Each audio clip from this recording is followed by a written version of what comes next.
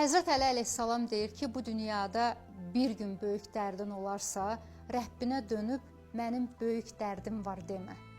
Dərdinə dönüb mənim böyük Rəbbim var de.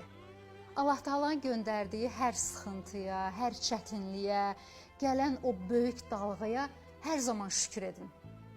İnanın ki, o şükür edəndə Allah Taala özü asanlaşdırıb yol açır. Heç vaxt Allaha üsyan etməyin. Əksinə oturun, danışın Allahla. Allaha möhtaclığınızı, acizliyinizi, sən ol deyərsənsə olur. O dua zamanı sənin dilindən o söz fəryadla çıxır, göyə çəkilir. İnanın ki, Allah Taala elə tez eşidir sənin səsini. Özü də həmin vaxtlarda insanın içində bir səs olur. Kimsə sənə deyir ki, hər şey yaxşı olacaq və həqiqətən də hər şey yaxşı olur.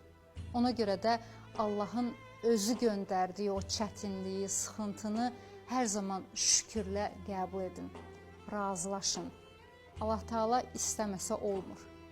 Allah Taala göndəribsə, demək ki, belə məsləhət bilib. Biz onu yaşamalıyıq. Ona görə də yalnız yaradan, yalnız təslimiyyət. Heç vaxt qopmayın.